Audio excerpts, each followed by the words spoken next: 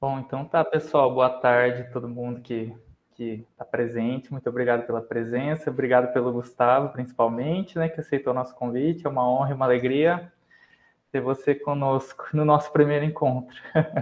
Esse encontro que vai ser gravado, depois vai ser disponibilizado no YouTube da ECA, né, na playlist do Mediação, que é o nosso grupo de estudos.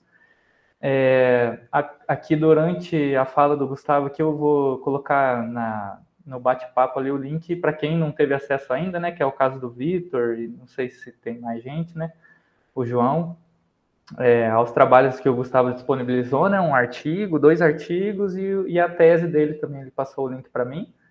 Então, acho que ali no vídeo do YouTube também a gente vai estar disponibilizando, né? Na descrição para quem quiser ter acesso a esse trabalho, a esse material, né? Bom, vou dar uma apresentada aqui do Gustavo para todos, né? E para quem não conhece, o Gustavo é professor assistente no corpo docente de estudos de informação e tecnologia da Universidade de Toronto e também é coordenador da área de cultura e tecnologia do mestrado em informação, também na Universidade de Toronto. A fala dele hoje vai estar relacionada à sua pesquisa, né? Que é em circulação e curadoria musical afetadas pelas tecnologias de mídias sonoras e sistemas de recomendação.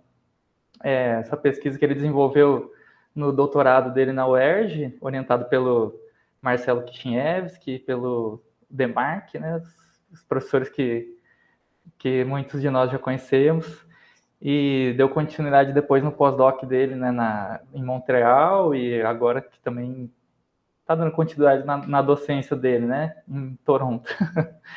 E é isso, estou muito feliz pela presença dele. A gente é colega de longa data, né, da graduação na Universidade Estadual do Centro-Oeste do Paraná. E é isso, Gustavo. Acho que, como combinado, a gente pode fazer tipo, né, uma fala de 30 a 40 minutos. E acho que daí, quem quiser perguntar, né, no final da fala, quem tiver com a câmera fechada e quiser mandar pergunta, né, por escrito aqui, eu vou anotando também. Beleza? E fique à vontade. Ok. Bom, muito obrigado, né? Eu acho essa sessão aqui é uma coisa meio inesperada, diria, né? 20 anos depois, né, Eduardo? Mas de um inesperado muito prazeroso, né? Muito feliz, de compartilhar esse espaço com você e com o grupo, né? O Eduardo.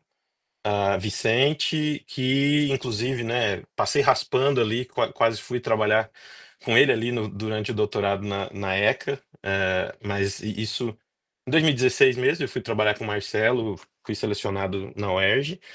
Ah, mas é interessante também pensar que justamente a gente tem tantas pontos em comuns, inclusive o Marcelo Tinhevski e o Léo, né, Demarque, e que a gente não tinha ainda tido nenhum encontro desse nível, né, um encontro acadêmico. E é interessante ver também outras pessoas aqui que eu leio, como o Daniel Gambaro, né, que eu li trabalhos dele e ele está na minha tese. Ah, a minha fala aqui, ela vai ser um tanto, eu criei um PowerPoint aqui que eu vou tentar colocar. Eu confesso que estou mal acostumado com o Zoom, então eu não sei como é que isso vai acontecer, mas veremos aqui. Deixa eu. Espera aí, só um pouquinho. Mas os slides e a fala, eu peço desculpas, vai ser um pouco meio desorganizado, porque eu tenho três coisas que eu quero falar e que eu quero relacionar com os textos que eu mandei, que são os textos mais recentes, acho que talvez até mais relevantes para mim nesse momento, né? Enfim, é, são mais relevantes para minha produção. Eu acho que eu consegui aqui fazer o esquema que eu queria, deixa eu ver. Mas, ao mesmo tempo, também eu estou num momento, assim, de uma transição de carreira, não transição de carreira no sentido de mudar de carreira, mas no momento em que eu acabei de assumir essa vaga aqui, na Universidade de Toronto. Eu comecei ah, em julho. Vamos ver se agora vai funcionar. Aí, acho que vocês estão vendo aí, gente. Sim, Sim, entrou. estamos vendo. Ok, legal. Então, vamos ver se. Isso, muito bem.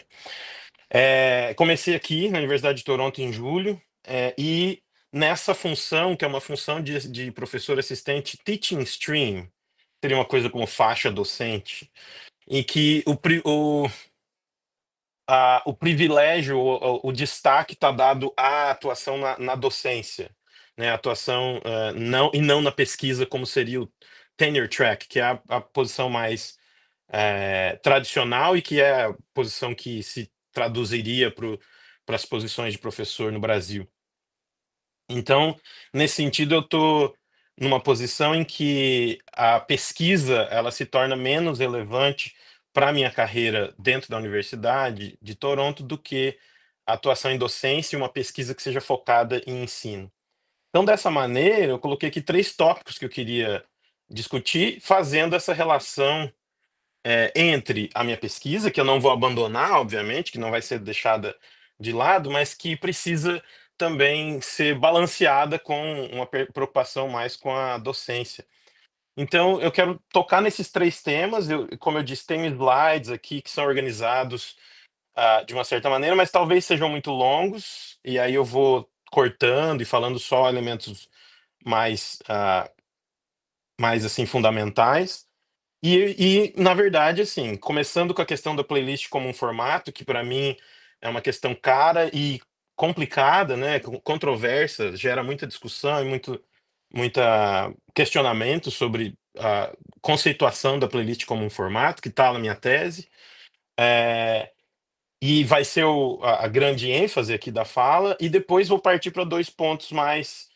O segundo ponto, os desafios da interdisciplinaridade, tem a ver com o meu pós-doc, que eu fiz aqui no Instituto de Inteligência Artificial, em Montreal, em que a gente tinha um projeto interdisciplinar, que é o resultado, cujo resultado é o texto em inglês, que eu enviei para vocês, inclusive que envolveu aqueles autores daquele trabalho, né? Então nós temos ali 2 pós-docs, que sou eu e o Andrés Ferraro, e 2 professores já muito bem estabelecidos, né? Um é, pesquisador do Google e agora, no momento, professor na Universidade de Carnegie Mellon, nos Estados Unidos, e a professora Georgina Bourne, que é bem famosa por os estudos na música, mas também pelos estudos na mídia pública. E vocês veem no texto essa influência direta.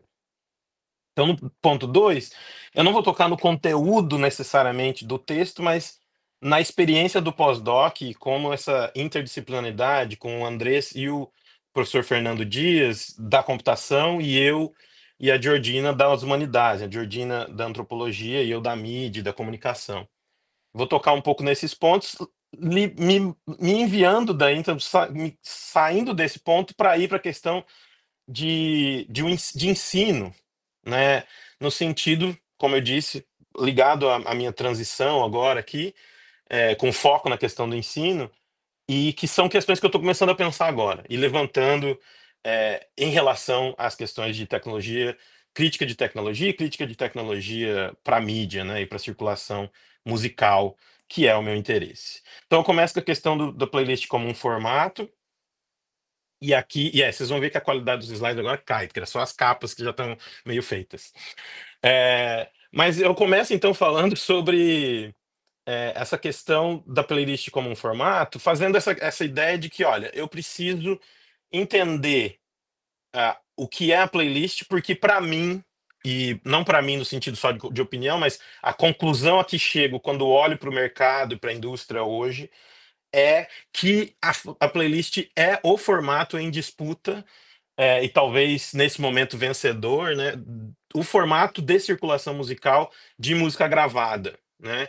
Não é de outras manifestações musicais, né, obviamente, mas na questão da música gravada e da música na indústria fonográfica, digamos assim, ele é o formato de circulação hoje.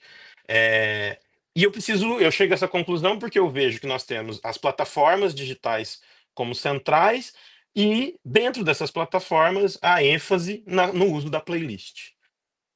Então, eu preciso fazer essa perspectiva histórica para apontar para defender essa ideia, né, de que nós temos ali um formato, como era o disco, como era, não o disco, o álbum especificamente, como foi o CD, enfim, como foram outras formas de circulação da música gravada.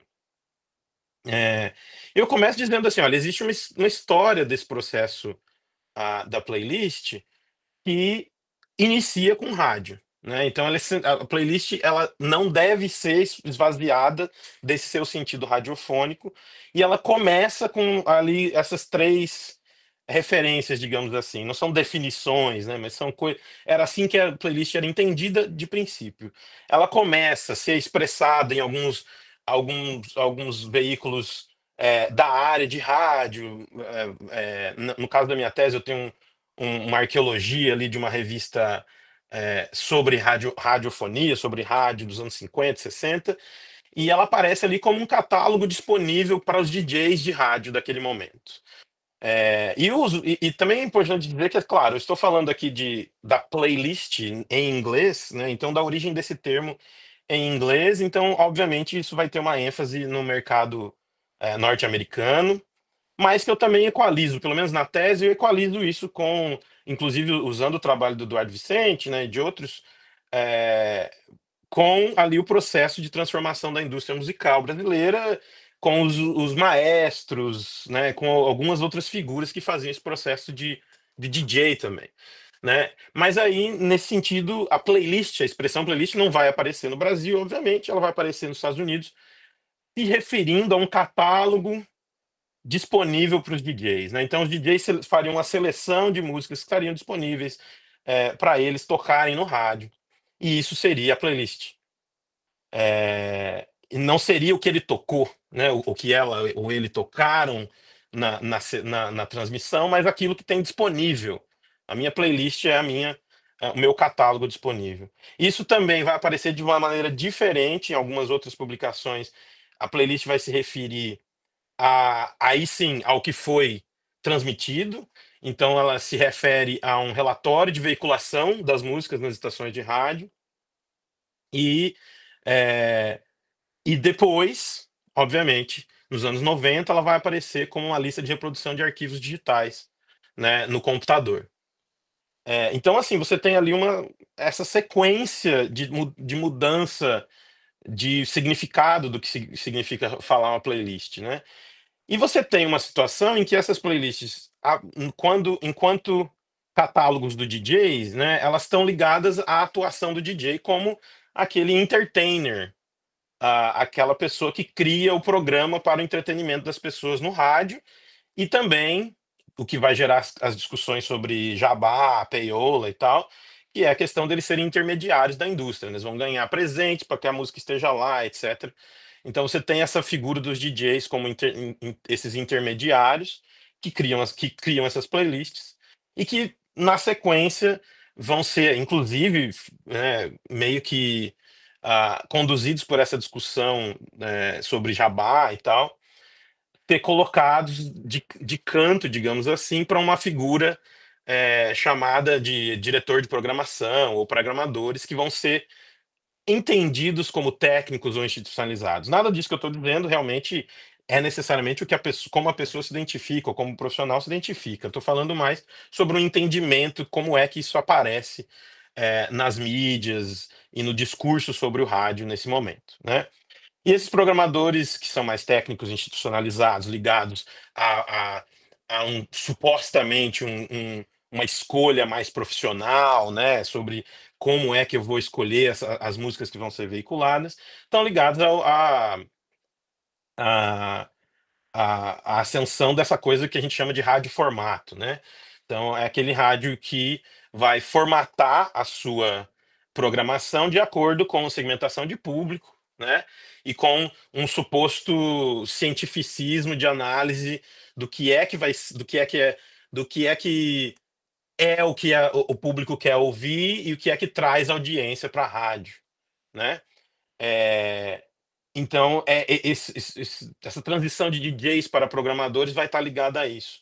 O que vai levar a isso num período longo, né, dos anos 50 até o início dos anos 90, a uma certa preocupação, uma discussão sobre, olha, os DJs eram entertainers, eles eram artistas, eles criavam essas playlists de uma maneira, com uma discussão estética, né, com uma questão de você fazer uma programação musical uma criação, né, de programação musical. E aí esses programadores agora são frios, né? Eles não é uma coisa assim que não liga muito para a indústria, para a cultura musical, se preocupa mais com a questão do mercado, com a questão das empresas de rádio, de música e tal. E você vai ter essa preocupação que é uma preocupação que desperta alguns poucos estudos sobre a questão da programação musical, que vão enquadrar, vão tentar entender quem são essas pessoas produzindo essas playlists, né? A partir de uma discussão do que eles chamam de filosofia de programação, né? Quais são as motivações para a escolha de música, né? E quais são as práticas, as formas como esses atores no campo do rádio vão selecionar a música. Mas não como essa coisa de descrever ou de uma preocupação com a frieza ou não, e sim a partir de entrevistas, a partir de interagir, a partir de falar com as pessoas que trabalham com isso, né? E eu vou tirar dessa ideia, das filosofias de programação, uma ideia de falar, olha, eu preciso entender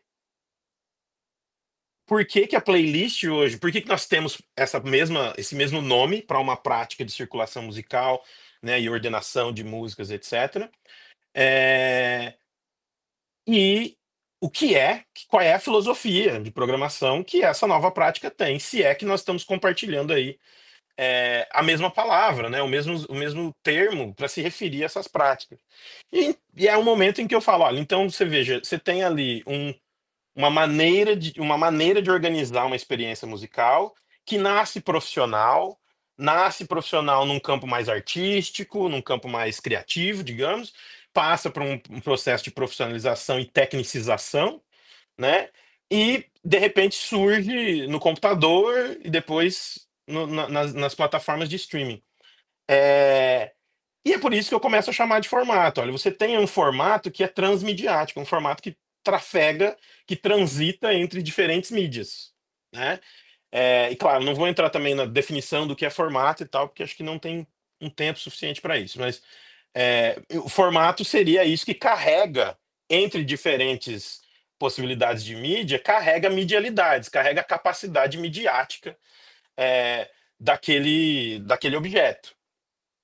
Então, seria o formato, nesse caso, transitando entre rádio, computador, internet, seria o que está carregando essas possibilidades midiáticas entre diferentes meios, né? Ou uma das partes, né?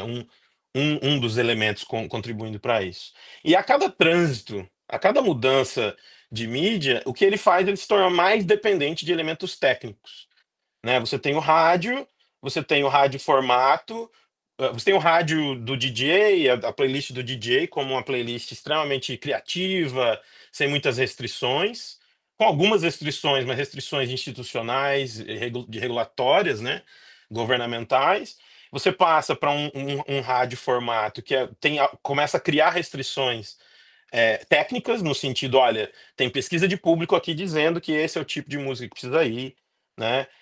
Tem aqui um critério, então é o top 40, isso significa que serão as 40 músicas mais famosas, vão ter uma rotatividade, aqui toca mais, supostamente será que vai ficar em primeiro, então tem toda uma questão matemático, organizacional, que acaba impregnando a playlist.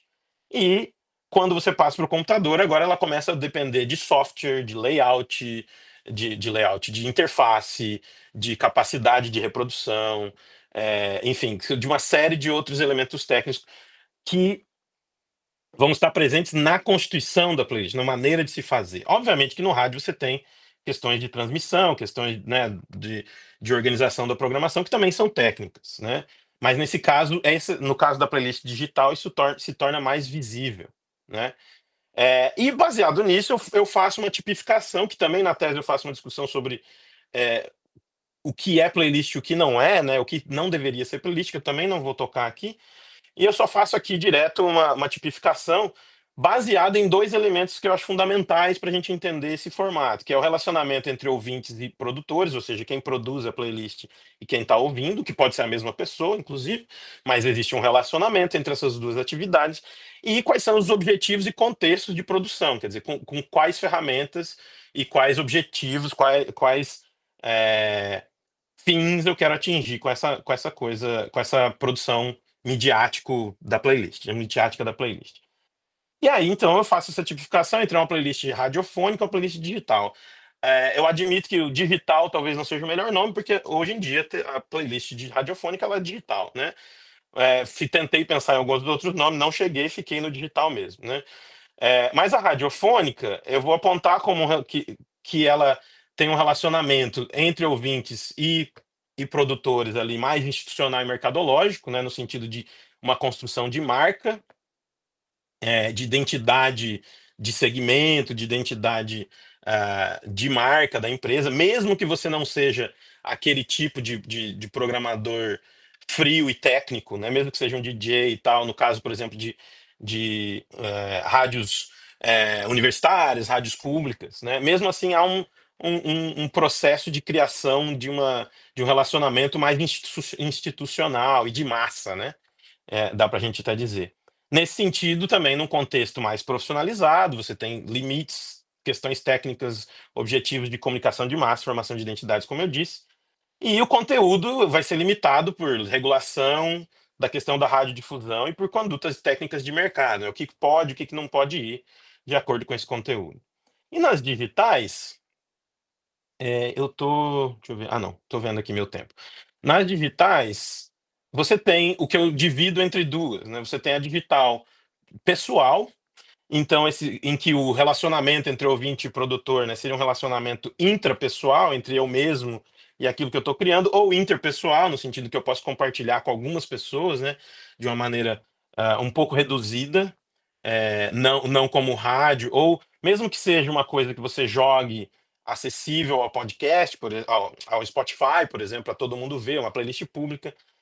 Há uma limitação de valência entre o que você faz como uma pessoa no Spotify e o que uma rádio, uma estação de rádio faz. Então, é um relacionamento um pouco mais interpessoal do que massivo, né?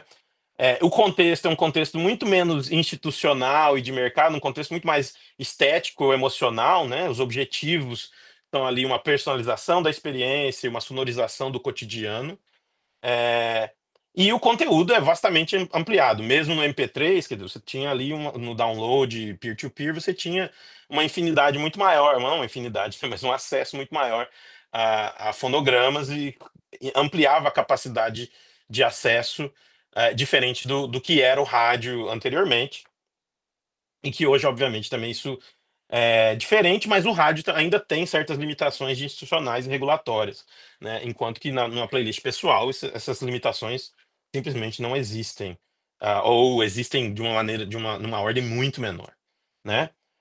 E na profissional, na digital profissional, que é o que eu estou chamando, ela vai envolver tanto a curadoria humana, que é uma herdeira do rádio diretamente, quanto a coisa algoritmo e automatizada, mas principalmente a ideia de que essas dois tipos não são separados. Na plataformização, você tem um trânsito entre automatização e curadoria que é até muitas vezes impossível de você determinar. Nesse caso, o contexto ele vai se tornando um tanto institucional, um tanto estético, um tanto né, afetivo de uma certa maneira, mas ao invés de ser, como no rádio, um contexto de produção de identidade de marca massificada, né? Você tem aqui uma coisa de individualização, né? A minha experiência, o meu Spotify, a minha Discover Weekly, né? Descoberta da semana e assim por diante, com identidades singulares, né? O que é muito diferente do que é o rádio. E um conteúdo, entre aspas, infinito, né? Que pode ser, que está mais ligado a uma questão afetiva. Se você vê as lógicas de produção desses sistemas de recomendação que automatizam o processo, e os discursos sobre eles, principalmente, você vai ver que eles estão falando muito mais em em uma questão de afetos, uma questão de emoções, modulação, de horas do dia, motivações, etc., do que um conteúdo focado em questões de gosto, né, de estética, etc. Então você tem aí realmente pelo menos em certos níveis, certas distinções entre essas três possibilidades da playlist, é, que nos apontam para algumas coisas, para a questão que me interessa aqui, quer dizer que, olha, né, nós temos essas playlists, elas se tornam dessa maneira, ela se transmite, se transforma dessa maneira, e ela é interessante como um formato, porque, para mim, ela evidencia uma combinação entre duas coisas que tendem a ser divididas, né? Essa ideia de formato midiático, como o formato do rádio, e a ideia de formato sociotécnico, que seriam esses formatos industriais, né? Como o single, o LP, o cassete, que são tidos como coisas diferentes. Eu estou dizendo, olha, por esse processo de transição, não é que não existiam essas duas coisas já desde o início, mas ela evidencia, ela nos mostra que essa distinção entre formatos midiáticos e formatos sociotécnicos, ela é falsa. E ela evidencia essas duas coisas em combinação por causa desse processo de se tornar cada vez mais sociotécnica, do que é, criativa né, uma produção mais midiática. Então, em ambos, tanto no processo sociotécnico do formato do CD, do vinil e etc., quanto no formato midiático, ambos possuem com eles, né, essa coisa midiática que cria condições de circulação e consumo da música como um conteúdo midiático e que, obviamente, criam uma comunicação, né? E essa comunicação eu chamo de comunicação prescritiva, né? Uma comunicação que orienta a audição musical sem determiná-la, né? Ela se baseia em uma credibilidade, um relacionamento com o ouvinte. É possível que o ouvinte fuja dessa prescrição, por isso que eu gosto muito dessa expressão, né? Porque ela não está impondo necessariamente a audição, mas ela tem um poder de credibilidade muito grande em que ela vai prescrever certas experiências musicais. Então, a playlist ela teria essas duas coisas, né? Num caráter técnico da comunicação, ela teria essa ideia de você ter o estudo do público, a construção de uma certa narrativa, de uma certa visão estética, como evidenciada nesses novos subgêneros, né, que surgem a partir da recomendação musical. É, E o caráter sociotécnico, né? Essa coisa de você depender de certos dispositivos, de abordar a música como esses sinais sonoros, a forma como esses sinais sonoros vão ser transmitidos ou não, e obviamente a interface, como essa música é apresentada numa playlist e tal. Então ela evidencia esses dois caráteres internos e que, obviamente, para mim, que é muito interessante, faz com que eu possa, inclusive, chamar atenção de plataformas como Spotify, como Apple Music, como Deezer, e falar, olha, vocês são mídia, né? Essas empresas são empresas de mídia, elas constroem comunicação a partir, por exemplo, do formato da playlist.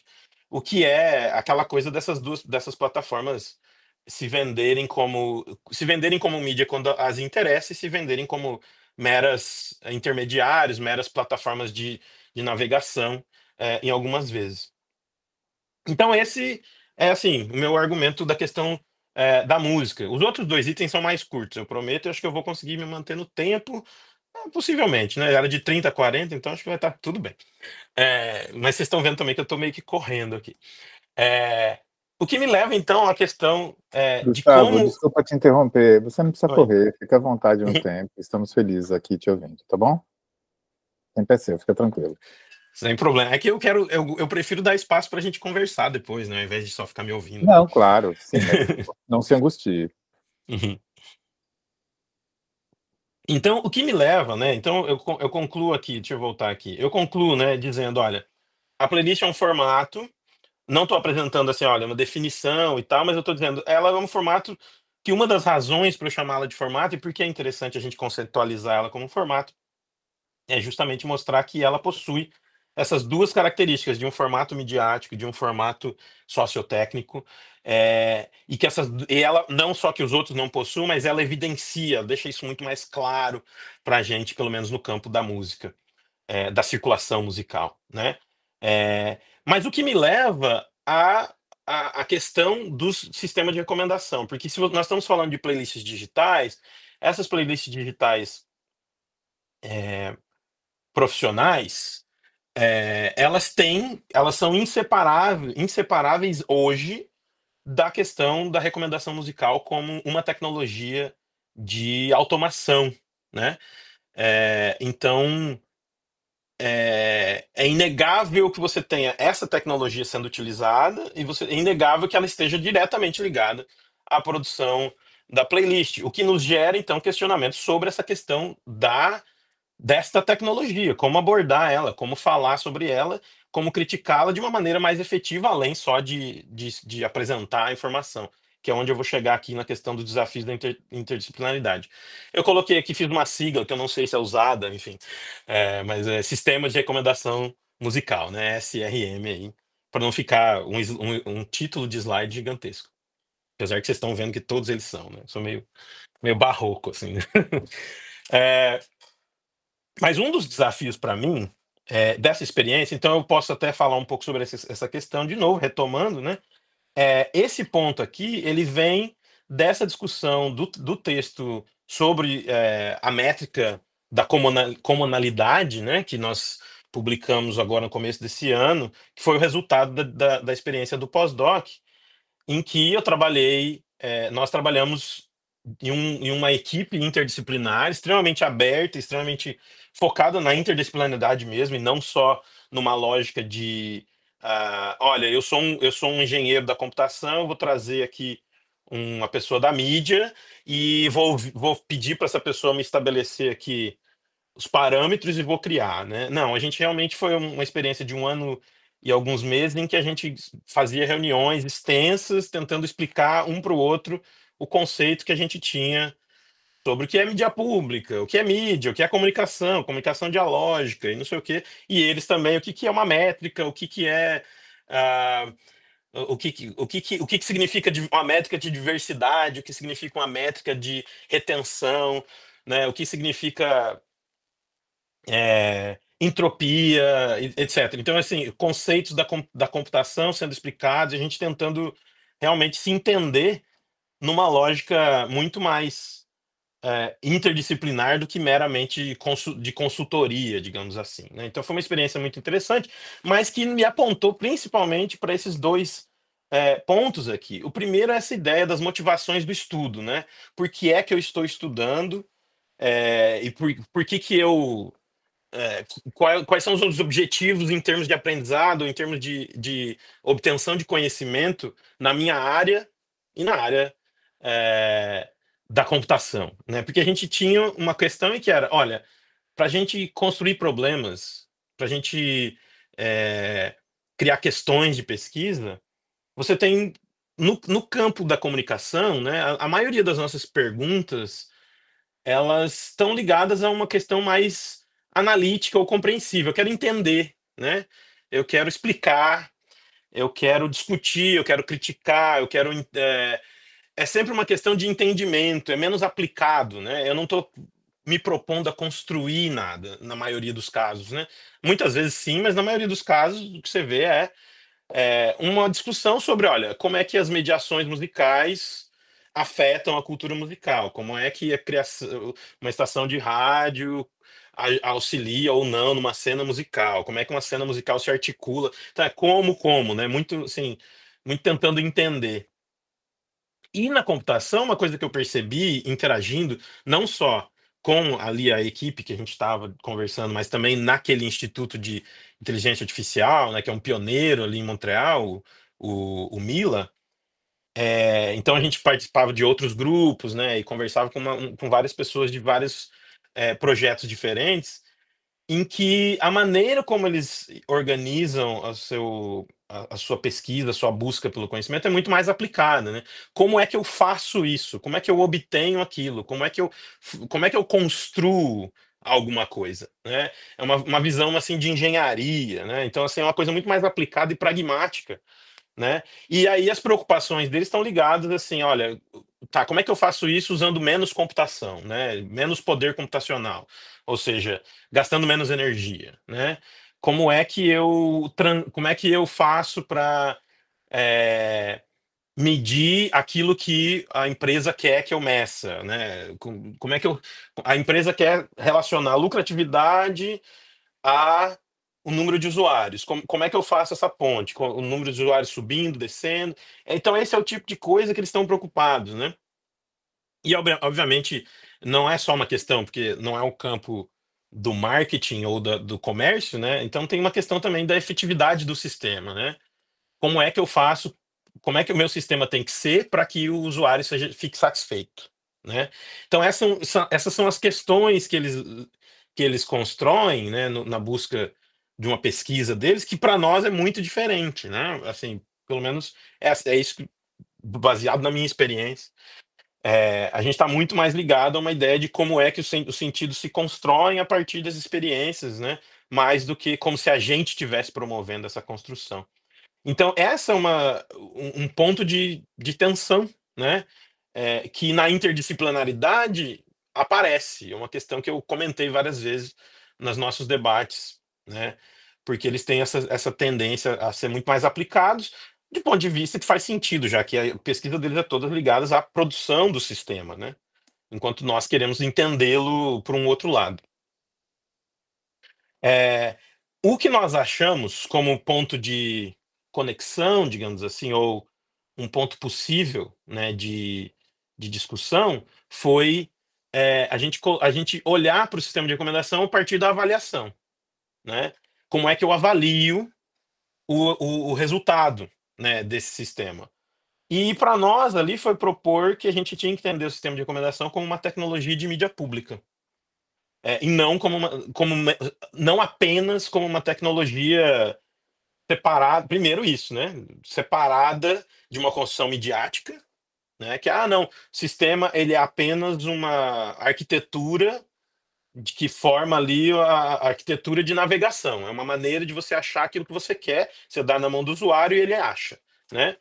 E primeiro de tudo é superar essa ideia e colocar, olha, não, o sistema de recomendação, ele está prescrevendo, ele está criando um formato, né, que é a playlist, e ele está prescrevendo coisa, ele está criando uma mensagem ali, ele não está só estabelecendo algo que o usuário tem todo o poder de usar para achar aquilo que quer. Existe ali o estabelecimento de uma troca simbólica. E aí, por isso, a gente fala, então, veja, tem um lugar, tem uma área, tem um campo que nos propõe olhar para mídias de maneira diferente, que não seja apenas lucrativo, né, com a intenção do lucro, que seria as mídias de serviço público, que tem uma longa história de criação de princípios, de discussões sobre como é que avalia esses princípios, etc., nesse espaço de mídia pública. Então, foi a partir dali que a gente propôs, olha, e se a gente olhasse para a construção de uma playlist, para a construção de uma plataforma, como uma utilidade pública, né?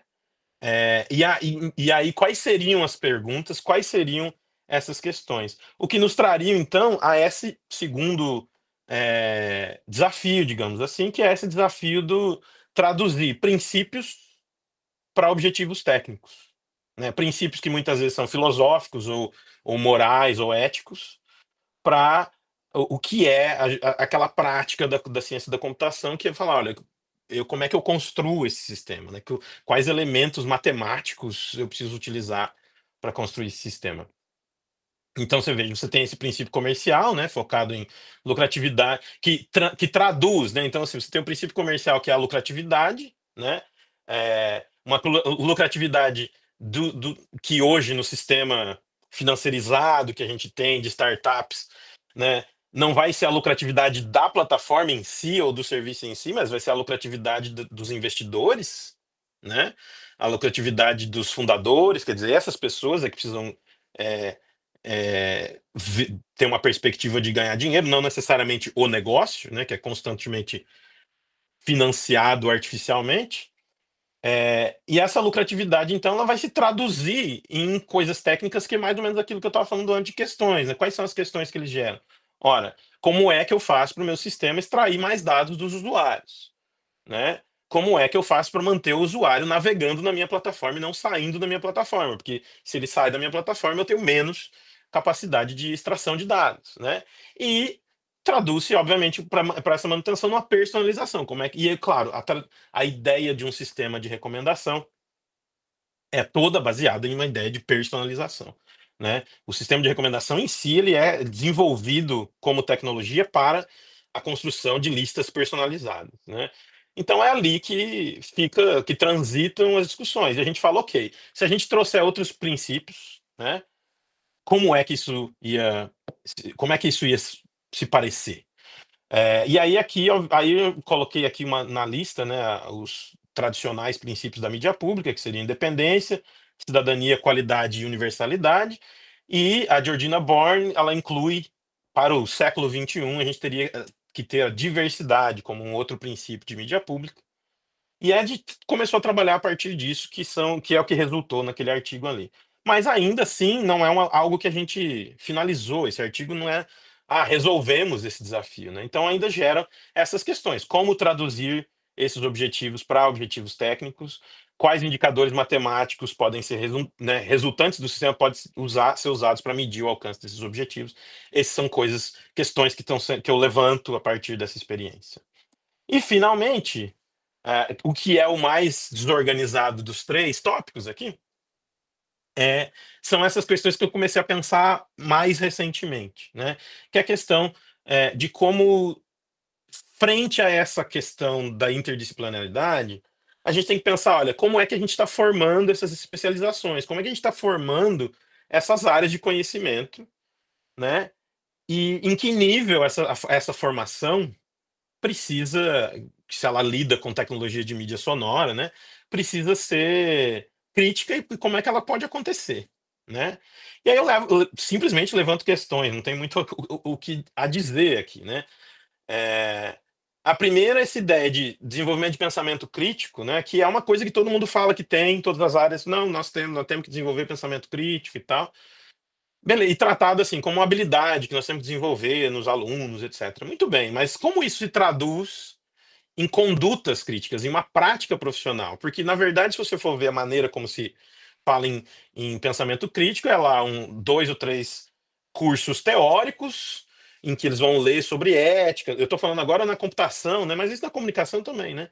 Em que você vai ler sobre ética, vai ler sobre implicações sociais do uso da tecnologia, mas vai virar no outro dia e vai chegar e vai estudar lá, olha, tá aqui, assim que se faz o algoritmo, essas são as técnicas, essas são as métricas mais conhecidas, etc. Quer dizer, você não tem uma relação entre essas duas coisas no processo pedagógico, no processo de ensino-aprendizado, né?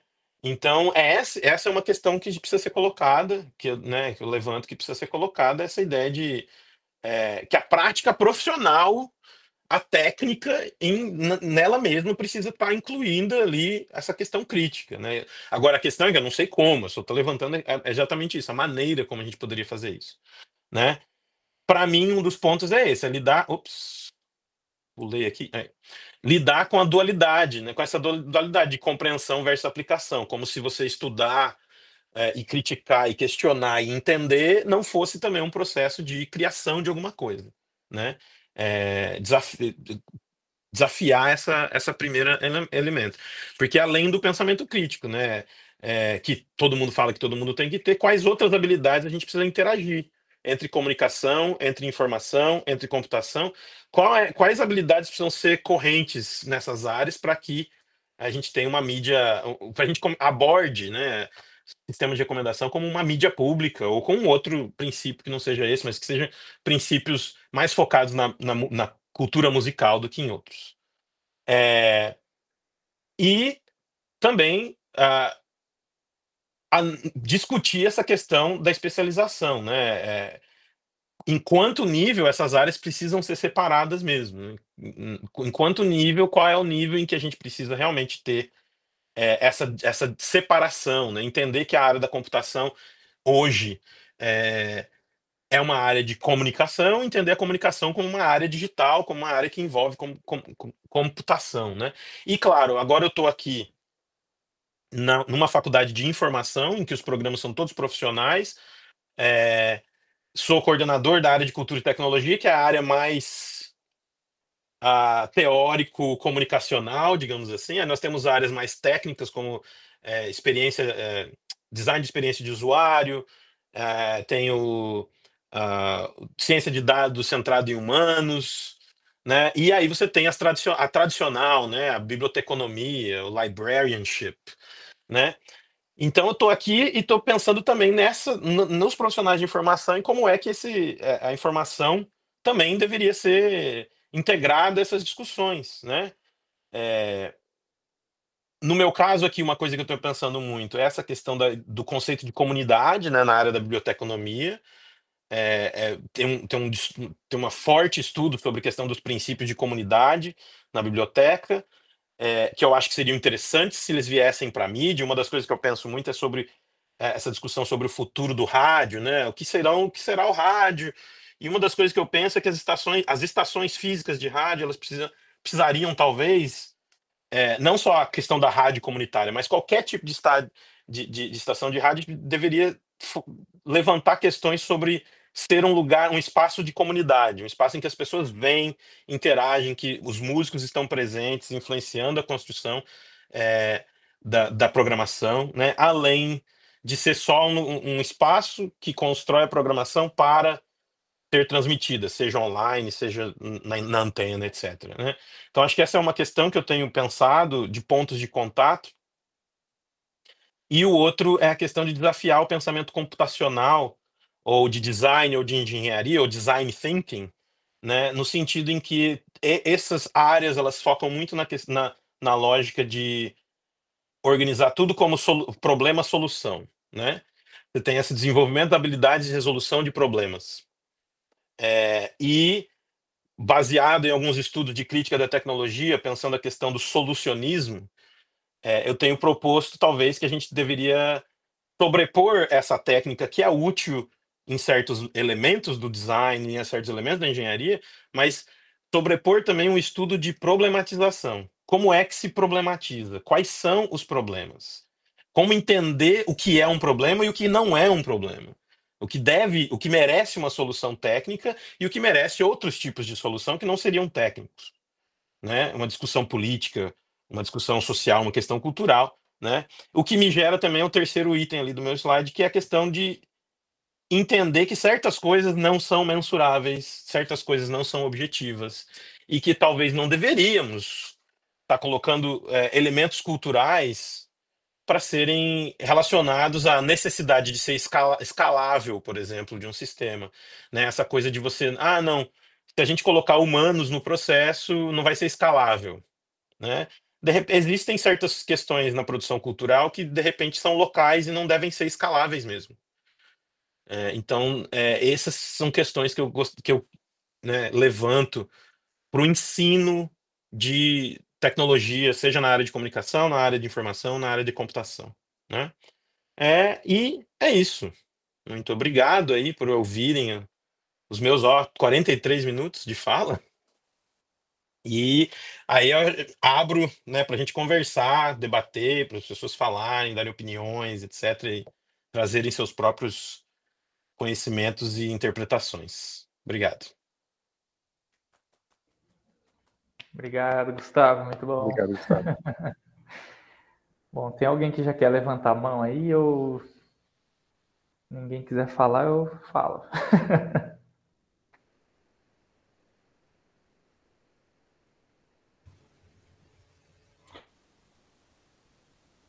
Não, não, Edu, fica à vontade. Eu tenho perguntas também, mas eu deixo as minhas para o final. Bom, eu acho que eu gostaria de começar falando, assim, que pelo que eu entendi da proposta de vocês naquele artigo da pós, né,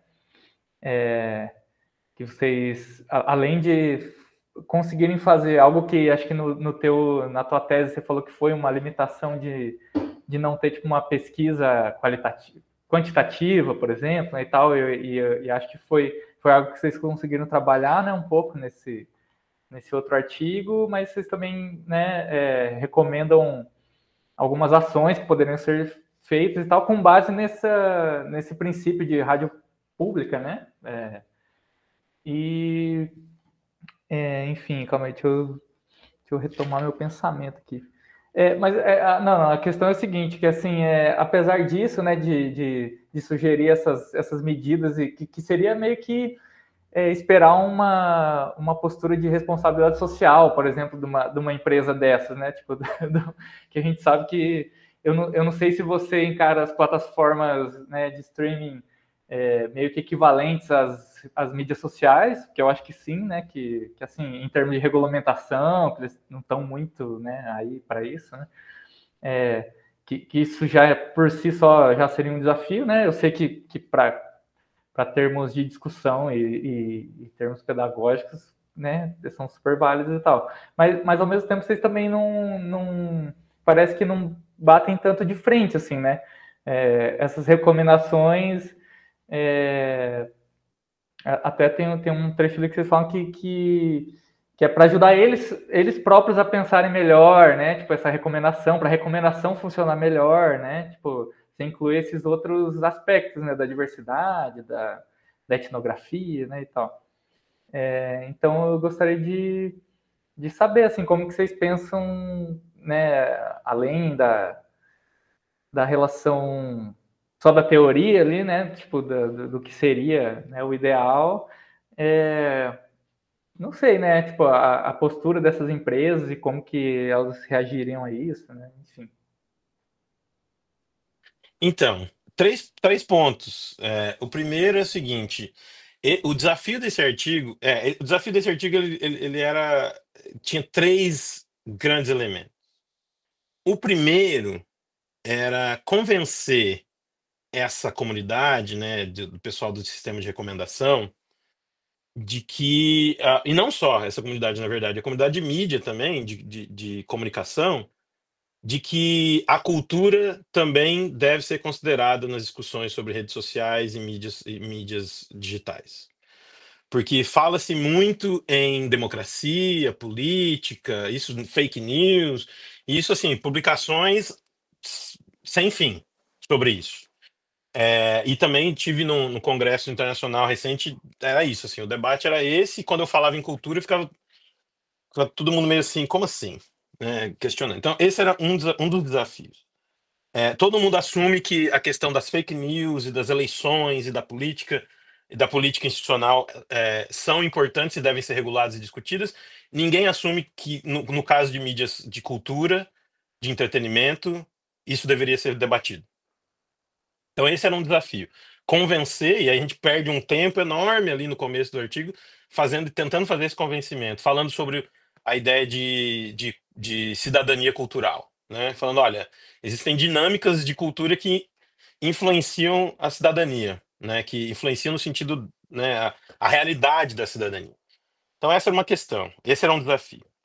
O segundo desafio está ligado a esse, que é o argumento de que, no caso da cultura, você está impondo. Então, assim, é uma visão, é um argumento bem neoliberal, assim, bem ligado à ideia do usuário como poderoso, o usuário como que a gente também tem, né, a ideia do usuário como agência, mas colocado como assim, o poder do consumidor. E se você estiver criando qualquer coisa que esteja indo contra essa ideia do poder do consumidor, ou que pareça que esteja indo contra essa ideia do consumidor, vai ser tratado como errado, assim. Esse artigo que a gente publicou, a gente apresentou numa conferência no final de 2022. Só que a gente apresentou num painel. E aí, então, as pessoas vinham conversar, a gente explicava, assim, pessoalmente, né? E, assim, a maioria das pessoas vinha com essa, inclusive alguns brasileiros que eu encontrei lá. Ah, mas você quer impor, isso não é elitista, isso não é o Estado paternalista, isso não é paternalista, você querendo impor diversidade na playlist da pessoa, né? Então, esse era o segundo desafio que a gente tinha olha, por isso a gente não podia simplesmente dizer, olha, personalização não, né? A gente tem que dizer, olha, personalização tem seu lugar, mas é necessário que a gente considere as outras coisas. Então esse era o terceiro, o segundo desafio. Eu acho que na verdade são dois desafios, daí eu tenho uma questão que é só uma explicação. Você comentou sobre o que é que a gente propôs. O que a gente propôs, né, foi considerar universalidade e diversidade como dois princípios de mídia pública, de mídia de serviço público, que poderiam ser traduzidos em uma métrica que a gente chamou de comunalidade, né? E a métrica, só assim para explicar como é que funciona isso, né? Ela deve ser o seguinte, olha, você tem uma quantidade de dados, né, infinita. Esses dados precisam traduzidos em um número de 0 a 10, no caso, né? Um número estatístico ali de 0 a 10. Então, como é que você faz isso? Como é que você combina uma série de registros de comportamento, uma série de registros do sistema, para traduzir num número, que vai aparecer num dashboard, assim, cheio de números, né, numa área de trabalho cheia de números. E esse foi o desafio, né? Então a gente, discutindo, chegou a essa ideia de, olha, universalidade na mídia pública significa que a mídia pública ela precisa falar para todo mundo, né? Um canal público ele precisa ser um canal não de nicho. O que já é um desafio também, isso vindo da Europa é tranquilo, mas, por exemplo, na América do Norte e por influência no Brasil, isso é muito difícil de fazer esse argumento, né? A mídia pública nos Estados Unidos é uma mídia pública nichada, né? Você tem ali a NPR, que é uma rede de rádios públicas, e como é que é o nome da TV? PBS, né? A PBS, que é uma rede de rádios públicas, mas o que eles fazem? Eles não têm esses princípios como guiadores, né? O negócio deles, olha, nós temos um público de nicho aqui. No caso da NPR, seriam assim, pessoas que gostam de uma coisa um pouco mais elitizada, uma música alternativa, né? Uma coisa assim. E esse é o nosso nicho. Se a gente manter esse público ativo e dando doações, não sei o que, tá bom, né? Mas isso está contra os princípios de mídia pública que são desenvolvidos na Europa e tem uma discussão no Brasil, mas que, né, é limitada. Que é a ideia de que uma mídia pública ela deve ser, primeiro, financiada pelo Estado, não por doações, né? Financiadas pelo público, mas não por crowdfunding. É, E que ela deve ser falar para todas as pessoas reconhecidas nesse Estado, né? Nessa nação, nesse grupamento de pessoas. E aí a gente falou, então, porra, um sistema de recomendação precisa fazer isso, ele precisa falar para todo mundo, né? E daí, enfim, tem várias discussões sobre os detalhes disso, mas era isso. E como é que a gente vai falar isso para todo mundo? A gente traz a questão da diversidade, fala, olha, tem que reconhecer que existem diferentes grupos numa sociedade numa sociedade de cidadãos, né? E esses diferentes grupos precisam se ver e poder falar entre grupos, né? Eles precisam falar entre si e falar entre grupos. Então, a gente precisa de uma métrica que fale o seguinte, olha, o quanto esse sistema está recomendando coisas para todos e essas coisas são diversas. E era essa a métrica, né? E é isso que a gente propôs ali. Mas a ideia era isso. Então, assim, o desafio era um desafio. Não é um desafio industrial, não é o Spotify ia proibir a gente de publicar. É um desafio de área, porque a computação ela está contaminada por essa ideia do sistema de recomendação ser uma ferramenta do poder do consumidor. Então é por isso que a gente faz todo. É um artigo longuíssimo, porque a gente precisa fazer metade de uma discussão teórica que talvez não fosse necessária, mas precisa estar lá, porque senão você não convence, né? Você não convence as pessoas que vão aceitar a publicação. Então é por aí a coisa. Entendi.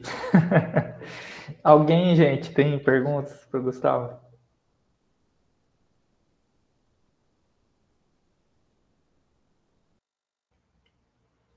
Vai lá, Aline, fica à vontade. Oi, Gustavo, tudo bom? Eu não sei se você lembra de mim, a gente falou antes de eu prestar a seleção do doutorado.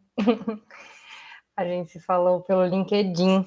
Depois a gente relembra essa conversa. Eu acho que agora eu lembro. Falou LinkedIn, eu falo com quase ninguém lá, então. Eu gostei bastante da parte que você fala sobre os desafios da interdisciplinariedade, em especial na compreensão, nesse desafio da dualidade, né? Eu sou uma pessoa bem interdisciplinar e esse é o meu maior desafio. Como é que você lida institucional, assim, eu vi que você busca trazer essa compreensão de como é que eu vou aplicar isso na prática a partir desse diálogo, né? Mas cientificamente, quais outras barreiras você encara assim com essa interdisciplinaridade? Porque uma coisa que eu observo assim, da minha experiência, né? Eu venho do direito, passei pelos direitos humanos, agora estou na comunicação, e o meu estudo sempre foi interdisciplinar nessas áreas, né? E se você enfrentou essa dificuldade, assim, isso é tecnologia, não é comunicação, não é suficientemente comunicação, ou não é suficientemente tecnologia, você enfrenta esse tipo de desafio, assim? Olha, não. Existem vários desafios, né? Eu acho que assim, a primeira é que para mim, toda a minha formação é em comunicação, né? Então, assim, desde da graduação até o doutorado é tudo comunicação. Então, em termos de reconhecimento dentro dos programas, daquilo que eu propunha como estudar, porque a comunicação já é um campo extremamente interdisciplinar, já se reconhece como isso, eu nunca tive problema nesse sentido, assim, de falar, não, tá, você está querendo falar, eu lembro do mestrado, você está querendo falar de plataformas de crowdfunding musical. Sim, isso é comunicação, entendeu? Tipo, não tinha na verdade, eu tinha uma questão lá no mestrado da UFPR que, na época, a linha de pesquisa era ligada a formações socioculturais, questões de educação, e o meu projeto não tinha quase nada disso. E aí, o meu problema estava nisso, na verdade, né? Mas, enfim, então, no ponto de vista da minha formação, eu não tive esse problema, não. O meu problema, realmente, foi quando eu saí, né? Então, no seu caso, que você transitou de áreas, aí é que o negócio gerou. Saí no sentido assim, eu não saí da comunicação, né? Mas quando eu estava em projetos que não eram originados na comunicação, né? Por exemplo, no caso do pós-doc, era um projeto originado na computação, e agora, aqui também, na faculdade de informação, isso também é uma questão que acho que eu. Mas na verdade, eu acho que me coloco mais do que a própria faculdade, porque, né, eles me selecionaram para estar aqui, sabiam lá que a minha formação era comunicação, então acho que não é a questão. Mas eu me coloco essa questão, né? Eu me coloco em termos de o quanto eu preciso saber sobre informação, sobre a área da informação, da ciência da informação, sobre a livraria, a biblioteca, sorry, a gente começa a pegar os caguetes. E o quanto isso, e na verdade isso, né? De certa maneira, aproveitar, né, essa situação de interdisciplinaridade, porque são desafiadores, são, mas também te criam oportunidades, né? Então, criam oportunidades não no sentido empreendedor do LinkedIn, mas no sentido em que ele gera novas questões, questões que talvez não cruzassem a sua cabeça se você não tivesse nessa situação, né? Então, e eu acho que é isso. A minha resposta para o Eduardo também foi um pouco nesse sentido, né? Você ter que convencer outra área de que aquilo que você está fazendo para aquela área é relevante, né?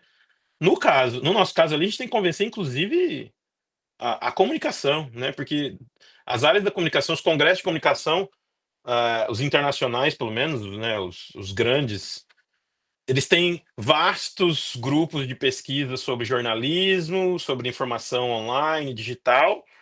E quando fala-se de música, quando fala-se de entretenimento e cultura, são coisas muito menores.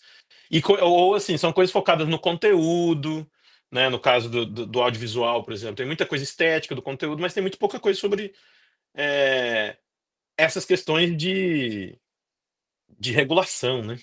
Então, é nesse momento que essas encruzilhadas às vezes geram questões interessantes para nós, né? Obrigada. Não sei se eu respondi bem a sua questão, mas. Respondeu sim. Daniel, quer falar aí? Opa, obrigado. Deixa eu ver, a câmera tá chovendo ali onde a Eline tá, né?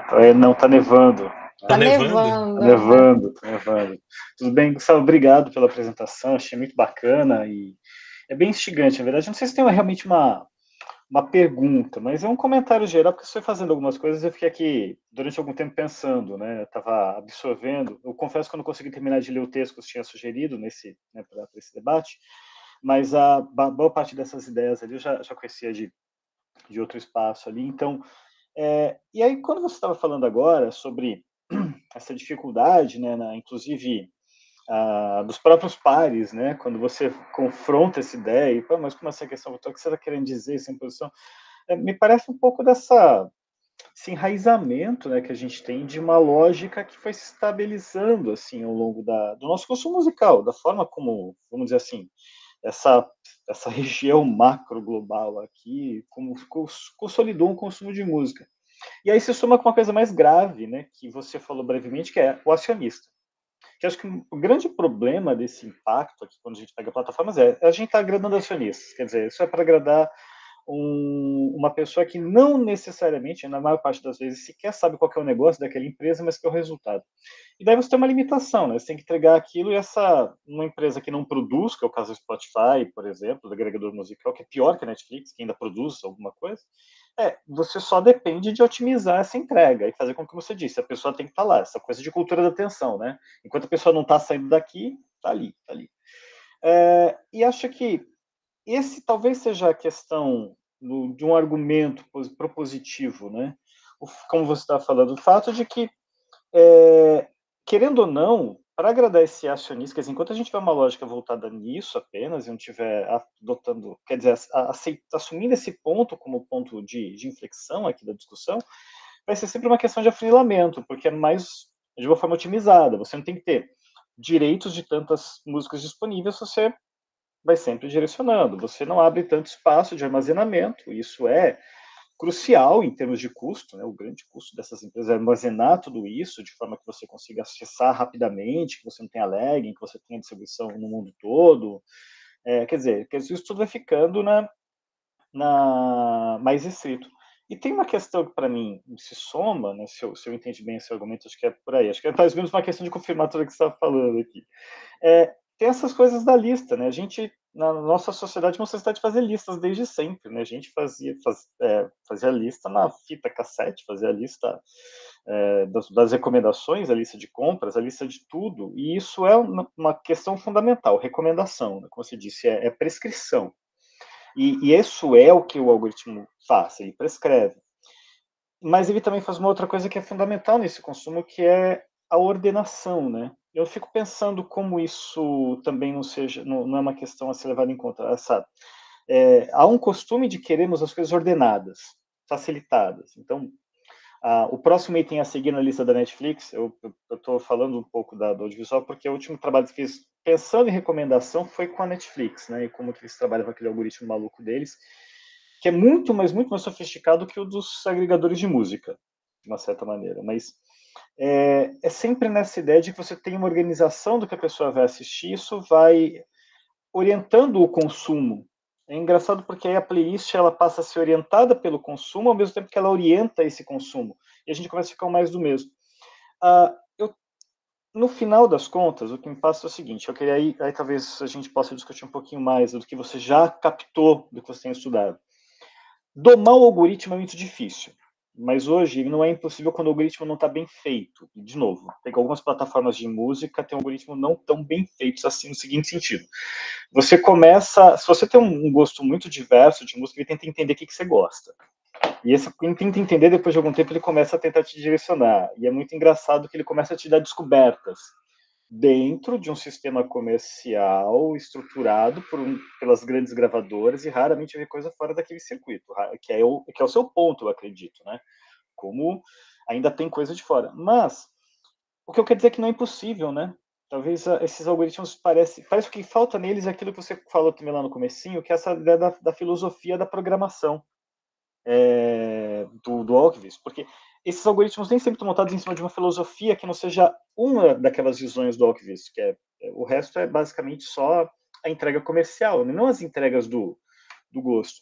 Quer dizer, me parece que tem uma chave de um caminho fácil para essa proposta de o que seria quase uma política pública, se a gente pensar no sentido. Mas, enfim, como eu disse, é uma reflexão mais geral aqui da apresentação para saber como a gente está rodando. Muito interessante isso, porque se expande outras coisas. Eu estou hoje mais interessado em podcast, dentro desses mesmos serviços, e é muito curioso o que os agregadores me entregaram com perfis vazios. E você surpreenderia, na verdade, a entrega que ele faz, totalmente baseada nessa ideia do mais do mesmo. O mais do mesmo, no caso do Spotify, por exemplo, ele entregar uma quantidade muito maior de podcasts de esquerda do que de direita. No Spotify, não no YouTube. O YouTube, por outro lado, me entregou todo o lixo que você pode imaginar, logo de cara, e depois lá do 100º resultado começa a aparecer alguma coisa mais interessante. Mas enfim, por quê? Porque em cada uma dessas duas plataformas os usos são diferentes. E esse algoritmo, sem entender nada da pessoa que estava chegando, que eu não coloquei dado nenhum, não falei que era homem, não falei que da idade, não falei nada, só entrei e usei. O que as pessoas estão ouvindo? E esse direcionamento. Se ele faz esse podcast, também tem esse efeito na música muito mais complexo, né? É que a gente começa a ter gente pagando e tudo mais, enfim. Acho que é isso. Vamos bater um papo.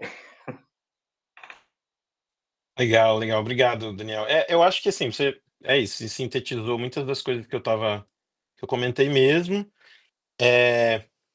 Eu concordo com a questão da possibilidade, né? Eu acho que é isso. Tem a ver um pouco com essa coisa, com meus pontos finais ali, de um certo determinismo tecnológico no discurso, principalmente das áreas da computação, em que o uso da tecnologia, ou a tecnologia como ela está dada, como ela está feita, ela é inquestionável. Assim, não é inquestionável como assim, você não deveria questionar. É que nem passa pela cabeça questionar, né? Nem passa pela cabeça falar assim, será que usar sistema de recomendação é uma boa? Tipo, isso não é uma questão, né? Pode falar. Não, Não, eu achei acho que. que eu acho que não só não é questionável, a questão interessante é que será questionado quando ele for o suficiente. O exemplo, assim, a crise da Netflix, que ela está passando por uma crise, que ela não é tão financeira porque ela continua criando métodos de manter a vontade do acionista satisfeita. Mas ela é uma crise, que obviamente ela aconteceu pela alta repetição de fórmulas. O que vai, em geral, a gente vai chegar nisso. Aí sim vai se questionar o uso dado desse algoritmo, né, para você determinar a produção. Mas vai levar tempo, né? Assim, porque você tem razão, esse questionamento só virá, ele não existe, né? E olha que eu trabalhei com gente da tecnologia que é exatamente assim. Mas é isso mesmo. E assim, claro, não vamos dizer que todo mundo é assim, mas existe uma tendência no campo, né? E o meu ponto que eu acho mais interessante disso ainda é que, assim, tanto na publicação desse artigo quanto na minha tese, que era baseada na mesma comunidade ali, que é a comunidade do Rexis, né, que é a conferência da ACM lá, que é sobre recomendação musical, tem gente da indústria nessas conferências, mas, assim, isso vem do campo científico da computação, não vem das plataformas, das empresas. Não são as empresas que estão dizendo isso. Isso vem de antes. É por isso, de novo, que eu acho que tem que ter uma questão pedagógica, né? Porque vem do campo científico da computação. Essa visão, né? Então, assim, não é só uma questão de, não, a gente foi lá no evento que foi promovido pelo Spotify e todo mundo falava desse jeito. Não, não. A gente foi num evento que é gigante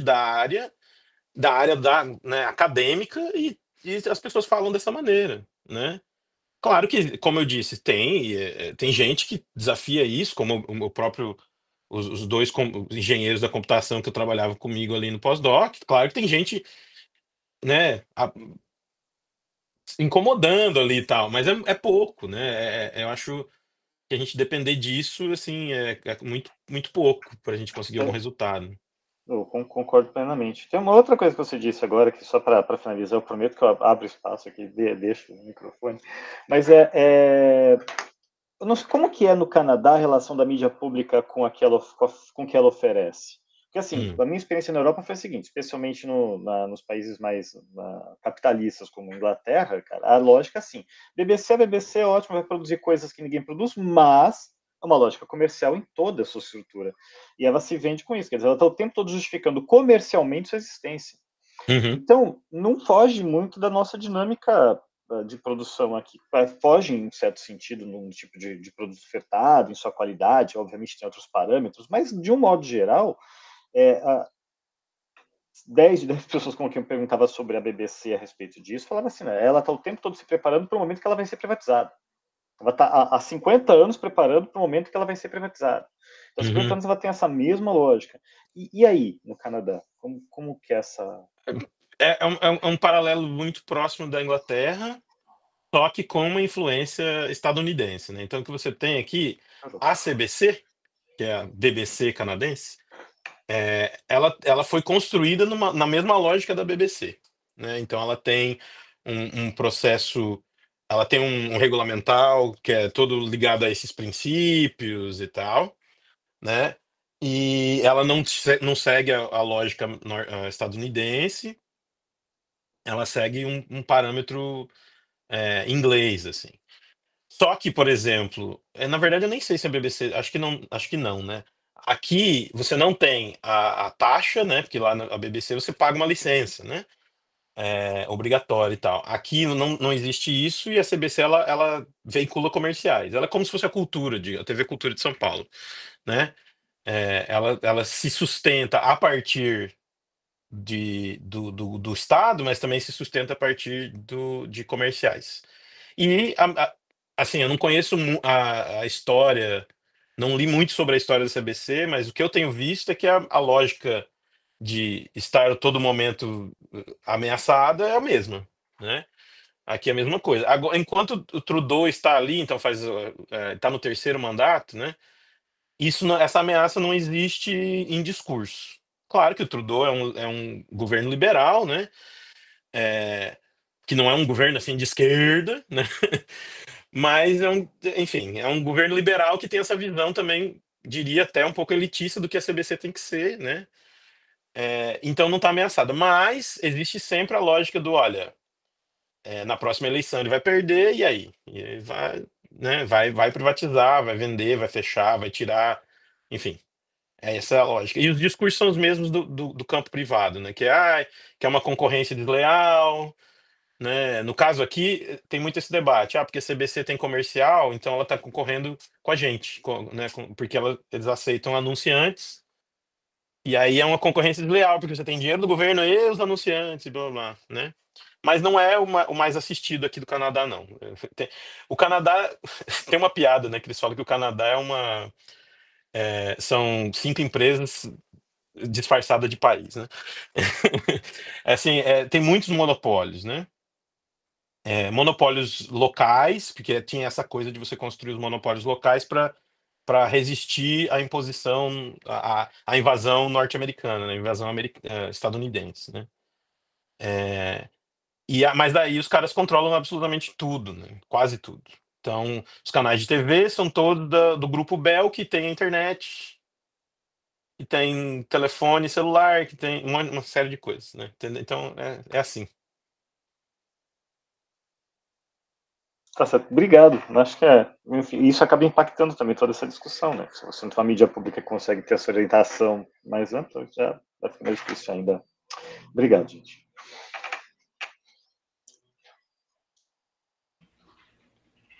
E aí, Edu, quer falar? Quero sim. Bom, antes de mais nada, Gustavo, eu queria super agradecer a sua disponibilidade e te parabenizar pela sua trajetória, pelo caminho que você percorreu, né? Assim, pena que não deu certo aquela vez, mas fico muito feliz de te reencontrar aqui dessa maneira. E eu gostei muito da sua fala, a gente vê a seriedade do seu trabalho, a maneira como você se esforçou por essa sistematização. E eu não domino tanto o tema, né, já foram feitas perguntas interessantes. Eu tinha duas questões que são bem distintas, mas que tocam algumas coisas que você colocou. Uma é mais geral e foge até um pouco do tema, mas é sobre esse interesse em música e sobre as playlists, tudo. Não é só na área de comunicação, também é um objeto que, vamos dizer, quando a gente começou a falar de rádio musical, né, tem um texto, né, que o Daniel, o Leonardo e eu escrevemos sobre isso.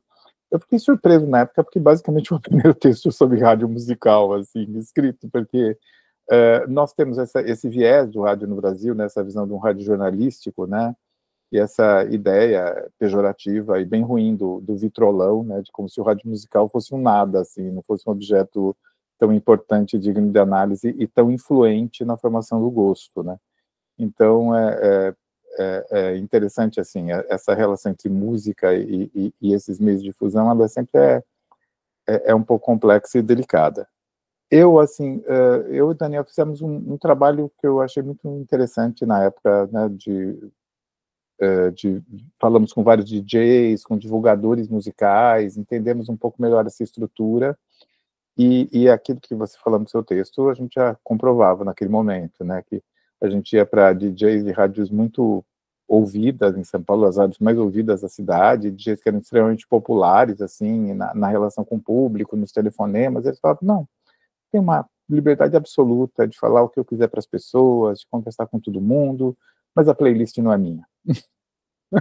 Então, assim, ficou claro isso, né, que é uma coisa que você fala, e lógico, a gente acompanhou, foi essa mudança, né, do poder do DJ, né, do comunicador para a negociação com a empresa, num país como o Brasil, onde o jabá não é crime, né, onde basicamente isso foi normalizada, essa relação, né, dos empresários, produtores e gravadoras negociarem o pagamento pela difusão de música nas emissoras de rádio, assim. E eu sei que eu quero, assim, trazendo um pouco a discussão para as playlists, né? Eu também, eu imagino que uma grande dificuldade, isso que eu queria te perguntar inicialmente, de trabalhar com esse tema, é o quanto essas empresas são fechadas e opacas para a discussão dos dados, né? Eu tive a experiência de ter uma aluna especial, uma aluna que participou de algumas disciplinas, participou do nosso grupo, e ela, assim, graciosamente veio dar palestras para os nossos alunos. Ela foi do Tidal, a pronúncia é essa, Tidal, depois do Deezer e depois do Spotify. Quando ela chegou no Spotify, ela falou, Edu, eu não posso mais ir, assim, os contratos de confidencialidade impedem qualquer discussão.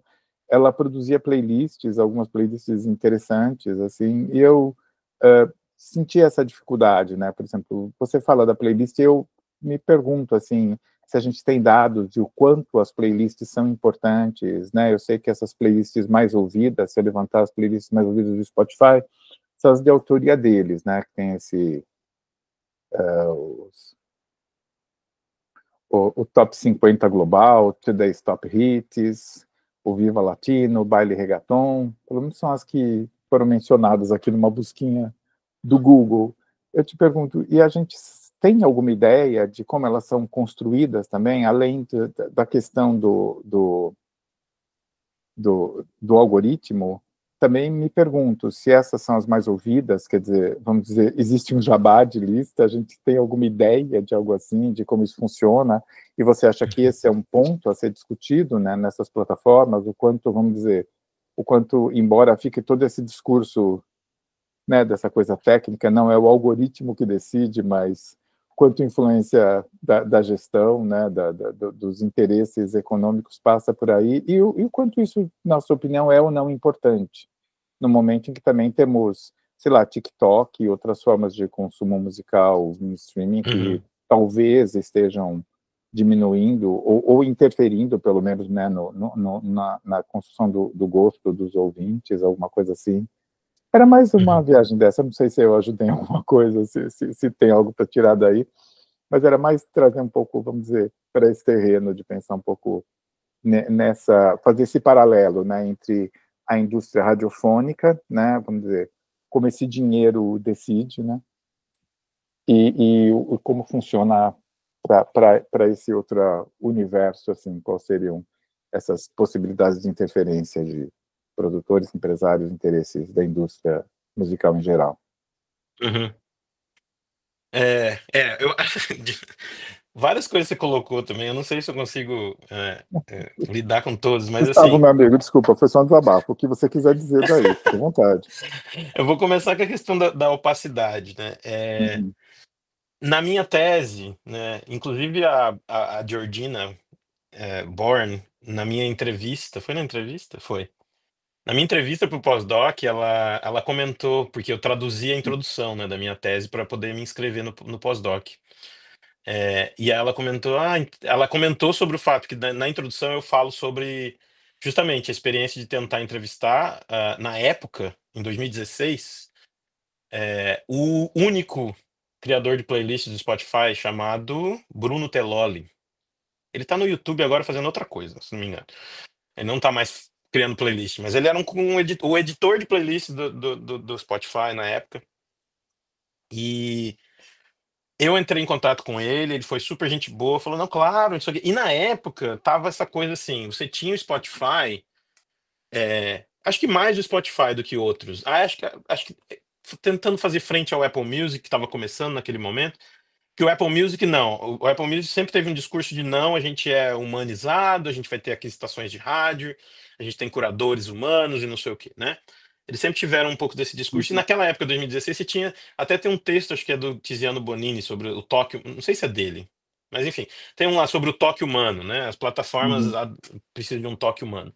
Ou estão adotando um toque humano. E aí era aquele momento, assim, que inclusive com a orientação do Marcelo, foi a partir daí que esse tema surgiu, porque a minha proposta de doutorado era outra, né? Não estava conectada à questão do Spotify ou de streaming, estava ligada a uma rádio local em Maringá, onde eu morava, etc. né? Então, assim, mas ele, depois que eu entrei, ele falou: olha, eu tenho essa sugestão. E aí ele falou sobre essa questão dos curadores, e aí a gente ia falar com DJs de rádio, era exatamente isso, a gente ia falar com DJs de rádio, mas ia falar com esses curadores humanos das plataformas. Então eu comecei por ali, né? E ele foi super gente boa e tudo, até que ele falou: ó, agora a gente precisa liberar com a relações públicas do Spotify. Aí acabou. Aí foram uns 2, 3 meses assim de troca de e-mail e eu dando argumentos para o pessoal das relações públicas, falando, mas veja, eu não estou interessado, eu não vou. Eu estou interessado na prática do curador, eu não estou interessado na plataforma, eu quero saber como é o trabalho dele, não sei o quê. Não estou interessado nas informações que ele usa, nem nada de. Não tinha jeito. Eu insisti até que eles pararam de me responder. É, né? E aí foi nesse momento, inclusive, que eu meio que redirecionei minha pesquisa para falar, não, eu vou ver a área, eu vou fazer uma análise do campo da computação e não das empresas, né? Porque daí eu falei, não, no campo da computação eles publicam, então estão os algoritmos lá, tá tudo lá, né? Então você vê os dados que eles usam, enfim, tá tudo público, Uhum. né? E foi a partir dali que eu fiz a minha tese, porque se fosse depender de acessar o conteúdo dessas empresas, os dados dessas empresas, seria meio, assim, muito improvável. Claro que a gente conhece, o Tiziano mesmo, ele fez entrevista com o pessoal que trabalhou lá, em segredo, né, e tal, e tem um livro muito, que foi publicado recentemente, mas é de uma tese mais antiga, do Nick Seaver, em que ele fez uma etnografia, né, chama Computing Taste. Fez uma etnografia desse pessoal, né, do pessoal que trabalha nessas empresas e que constrói os algoritmos, né, que era o que eu gostaria de fazer, mas vivendo no Brasil, isso tá meio impossível de ser feito naquele momento, né, não tem dinheiro, não tem acesso, e como é que você vai fazer, né? Ele morou no Vale do Silício por um tempo para fazer isso ali. Então, né, um pouquinho diferente. É, Então, assim, essa opacidade ela é dada, né? O que a gente conhece é isso, são pesquisadores que vão e infiltram, né? E aí eu peguei esse livro, provavelmente você conhece, né? Vai estar invertido aí. Que saiu na época que eu estava Sim. escrevendo a minha tese, saiu em 2018. E aí eu olhei Uhum. esse livro e falei, pronto, já escreveram a minha tese, eu não preciso falar mais nada. Né? E aí quando eu li, eu percebi que não era, mas é muito legal porque ele tem uma questão metodológica que é interessante, né? Que ele inclui várias formas de intervir na plataforma, que inclusive foram ameaçados pelo Spotify por causa disso, né? de intervir e tentar tirar coisas, dados, né? Não no sentido hackear e abrir os dados, né? Mas com os dados, com o que as APIs do Spotify são possíveis, você vai fazer intervenções para tentar abrir brechas, né? E falar, olha, criamos aqui, eles fazem, por exemplo, criam usuários bots para ouvir música e tal, e ver o que o sistema está recomendando. Então, é uma maneira de você entrar nessas lógicas. A questão do rádio, do jabá, etc, né? Eu acho, quando eu falo que eu estudo, tem duas coisas que acontecem toda vez que eu falo que eu estudo playlist em plataformas, assim. A primeira é, por que que meu Spotify é tão ruim? A pessoa fala isso pra mim, me explica por que que é ruim. E a segunda é, tem jabá? Essas são as duas perguntas que todo mundo me faz. Aí eu falo, olha, na questão da segunda, eu não tenho como te responder, a gente não sabe, né? Assim, não tem como saber. O que a gente sabe é que eles têm uma série de outras coisas que em rádio seria considerado jabá. Por exemplo, você comprar toda a homepage da interface, né? Então, assim, se na playlist você não está sendo privilegiado, na interface da plataforma você tá, né? E assim, a posição pública é que não tem, né? Porque a posição pública, inclusive, alguns anos, um ano atrás, um tempo assim, eles indicaram que iam dar essa possibilidade lá de você comprar a posição na playlist, uma coisa assim e tal, e foi uma grita e tal, isso não apareceu de novo. Então a posição pública que não tem, mas obviamente, que daí é esse ponto, né? Eu também que eu coloco ao final da minha tese, que é baseado no estudo do Tiziano, e é dizer que, olha, na verdade, e como o Daniel também comentou, essa coisa de você afunilar, né? Porque, na verdade, essa questão é que não existe, ou supostamente não existe, uma playlist totalmente humana e uma playlist totalmente algorítmica nessas plataformas.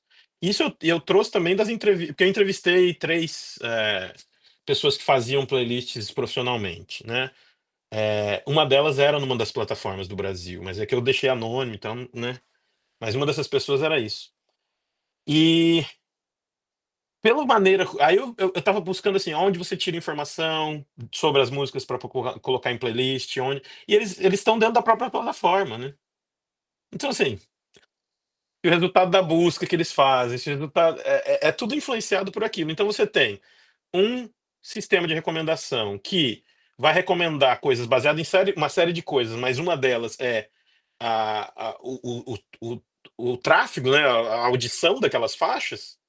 E você tem um editor que vai gerar playlists muito, muito relevantes, né? Rap, caviar, essas outras que você falou, que vão influenciar a audição daquelas faixas.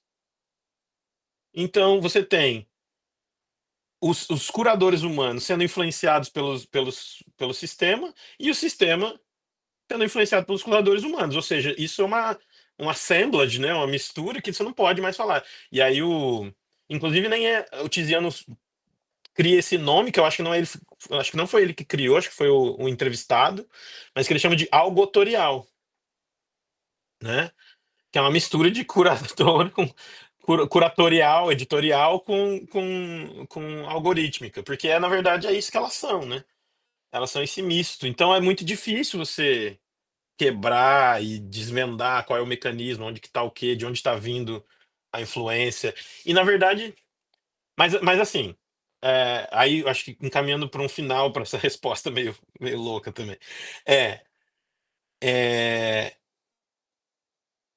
o Nick Seaver, ele fala que a gente tem que até desafiar essa ideia de caixa preta e tal, e fala, não, é, a gente tem mecanismos de entender, a gente já entende muito bem esses softwares, a gente não precisa ter os dados deles. Claro que se a gente tivesse, seriam novas informações, mas a gente já sabe. É isso, se você olhar o que está sendo publicado, você vai ver quais são os modelos, você vai ver tudo isso. Hoje o negócio aquilo que faz o chat GPT funcionar, que é o que eles chamam de transformers e tal, que eu não consegui entender direito ainda, mas enfim, é um jeito de construir os algoritmos. E assim, se você ver as publicações, só estão falando de transformers, transformers, transformers. Então você imagina que é isso que está sendo colocado nessas empresas também. Então, em termos do que né, de qual é a lógica, qual é o algoritmo que está sendo usado, qual é a técnica.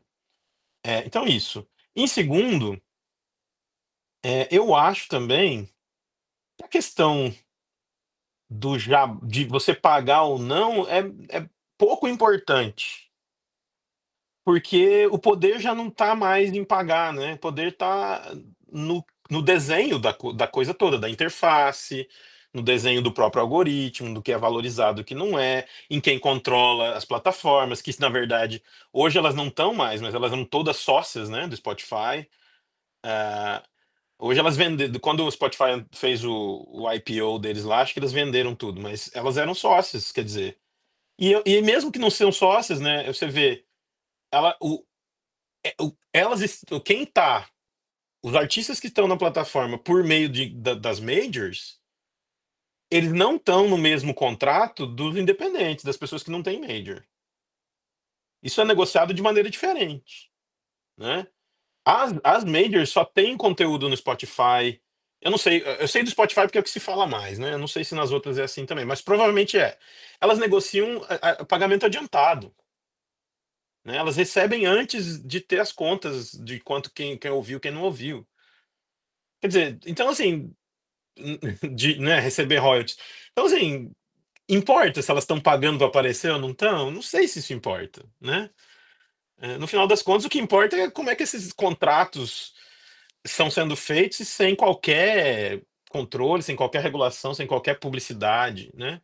Acho que isso é muito mais interessante de se discutir do que se está pagando para aparecer na primeira ou na segunda, que se não está pagando, está aparecendo do mesmo jeito. Claro, super entendido. Não, para mim era mais essa questão da opacidade mesmo e discutir. E é Uhum. claro, né? Também a playlist, vamos dizer, talvez seja uma etapa final, né, de todo um processo que hoje relaciona fortemente música e imagem, né, o videoclipe, a promoção, a inclusão, sei lá, num filme, em alguma coisa, tudo que acontece, tudo que cerca as possibilidades de difusão da música, né? Antes, né? Não acho que é o Spotify em si que vai dar essa visibilidade, né? Ela tem que vir antes, né? E é uma indústria.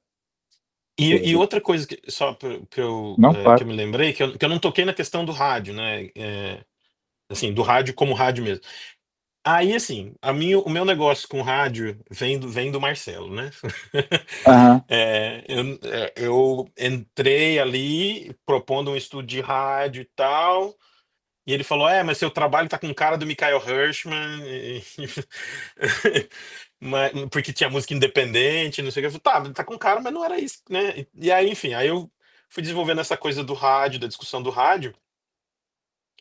Então, o que eu vou falar é uma coisa um pouco mais rasa do que algumas pessoas que são mais especialistas, eu acho. Mas o que eu penso é o seguinte: a primeira coisa que acho que isso é senso comum dizer, né? Que o rádio é o meio em morte o tempo todo, né? Tá sempre morrendo, né? O tempo todo tá morrendo, faz 20 anos. Eu tenho 40 anos, faz 30 que eu ouço que o rádio tá morrendo, né? Então, assim, que eu acho. O que eu quero dizer com isso é que, assim, não tá, né? Não vai, né? Ele muda, ele se torna outra coisa, etc., mas não acaba.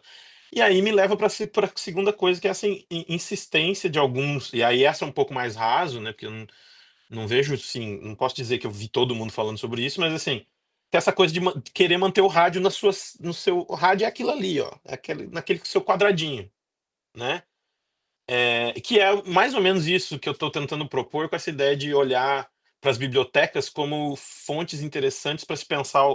E eu estou falando de estação de rádio, né? Eu não estou falando de rádio na internet só, né? Eu estou falando dos espaços físicos das rádios que deveriam ser mais abertos e comunitários. E no caso da música, porque igual você falou, a gente fala-se muito em rádio de jornal, mas assim, pelo lado do jornalismo. Mas a questão, para mim, da música é que esses podiam ser estúdios, espaços de produção musical local, que as pessoas podiam estar lá presentes, influenciando, e a rádio influenciando com o seu catálogo e disponibilizando assim diferentes experiências com DJs juntos, não sei, criando um novo espaço, que aí é isso assim, que eu estou tentando pensar um pouco o que as bibliotecas fazem, né? Pelo menos aqui aqui no Canadá, né? Nos espaços do norte global, que eles têm um pouco mais de dinheiro, um pouco mais de atenção do que no Brasil, no caso, né? Mas é isso, tirar o rádio dessa coisa do rádio dos anos 50, da Era de Ouro, e trazer para e não falar trazer para a era digital, não, trazer para outros espaços, para outras lógicas, transformar esse rádio, tanto a radiofrequência quanto o espaço da estação em uma outra coisa, tentar imaginar um pouco mais, né? Porque fica nessa ideia de rádio ali, a estação comercial sendo paga para colocar as músicas. E fica, né? E é isso, como você falou, já está naturalizado. Eles influenciam, né, as mais ouvidas no Brasil. Pelo menos agora eu não lembro, mas tinha alguns estudos na época que eu estava escrevendo sobre isso, sobre a minha tese, que estava claro, assim, você tinha um relacionamento direto entre o que estava no streaming e o que estava no rádio. Então, quer dizer, tá oferecendo algo diferente do streaming? Essa é uma questão, né? Enfim.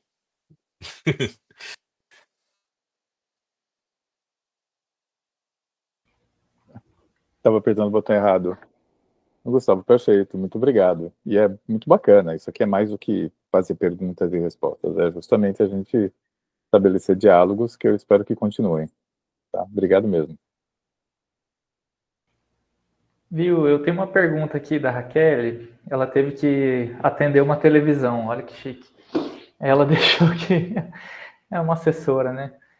Ela falou que no seu artigo, né, das filosofias de programação, né, do algoritmo, ela falou que nas referências tem uma sigla ACM que aparece lá, tipo, em vários relatórios e tal. Ela perguntou que órgão que era esse. A ACM é a Association for Computer Machinery, que é assim a maior associação de pesquisadores de computação aqui da América do Norte, acho que internacional, mas não é só computação, você tem interação humana, tem sempre computador, né? Mas assim, interação humano-máquina, tem questões de. Eles têm. E daí, assim, o ACM que eu estou citando lá, porque vem. São eles que organizam, esse órgão é que organiza a REXIS, né? Que é a conferência de sistema de recomendação. Então, eles têm isso, eles têm vários subgrupos, é uma coisa gigantesca. Eles têm vários journals, várias revistas que têm publicações acadêmicas em várias áreas diferentes, né? É um negócio assim gigantesco, né? E é onde está conectado muito dessas questões de design, engenharia que tenho falado, que é um ponto ali a ser debatido e tal. Bom, aparentemente a Raquel ouviu sua resposta, que ela está de volta aí. Mais alguém, pessoal? Eu ia fazer uma pergunta que o Edu Vicente já matou ali. Porque nesse artigo, né, assim, você fala sobre, naquele eixo, né, do campo discursivo, você fala sobre o lado da indústria fonográfica, né, só que está falando muito mais sobre o sistema de recomendação e sobre essa personificação, né, de ficar reproduzindo o mesmo gosto e tal, mas não chega a falar nada, né, sobre a influência das gravadoras, assim, né, tipo, com grana mesmo e tal, mas agora você me abriu a cabeça, assim, sobre a importância disso, né, a relevância disso. Uhum. Não, porque eu penso, porque assim, no trabalho, que aquele artigo é derivado da tese, né, então é derivado da mesma pesquisa. O meu trabalho foi olhar para como os sistemas que estavam sendo. Quais eram os sistemas e como esses sistemas estavam sendo avaliados, o que traduziria para mim em objetivos, né? Então, o que traduziria uma filosofia de programação. E eu penso que nessas publicações sempre aparece uma coisa do tipo assim, olha, manter a lucratividade da empresa, não sei o quê, mas como eles não estão trabalhando, a maioria dessas publicações não estão trabalhando, tem alguma, porque essas empresas todas vão, né, para essas conferências, eles estão lá, e é uma coisa curiosa para nós aqui da comunicação, que eu comento sempre, é que eles têm stands, assim, várias empresas e tal, E eles estão recrutando, né, pessoal para trabalhar. Então você ganha presentes, você ganha tudo assim, pendrive, você ganha garrafa d'água, guarda-chuva, eles te dão um monte de coisa.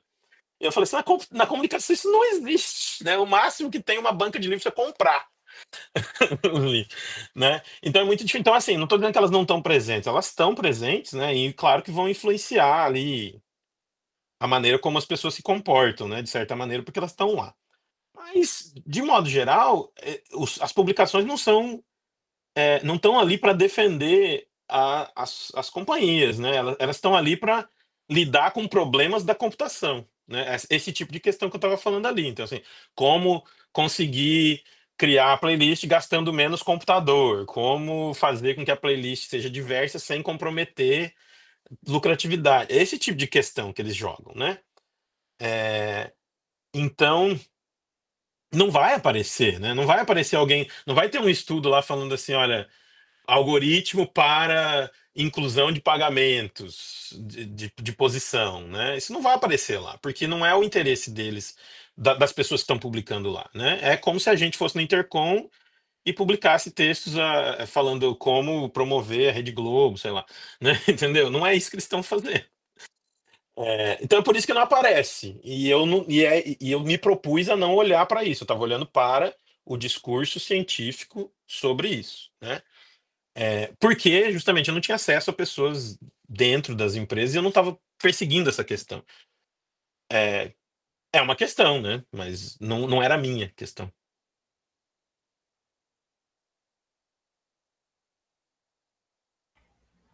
E se fosse essa questão, quem sabe não sairia o trabalho, né? Pois é, né? O que eu classifiquei no final ali foi dizer, olha, o que aparece para mim nesses textos, né? Aparece uma exacerbação do discurso técnico, né? Do discurso eu estou aqui para fazer circular a música, né? Estou aqui para ajudar, promover a melhor experiência do usuário possível, baseado em texto científico, né? Em dados, né? Não aparece assim, não, nós estamos aqui para promover a indústria musical, né? Isso não aparece. Que é o que aparece às vezes em algumas filosofias de programação humana, né?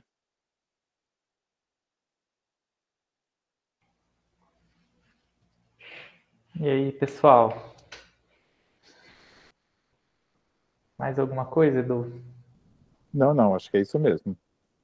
Se você concordar, Edu, podemos encerrar. Isso aí, gente. Obrigado, Gustavo, pela disponibilidade.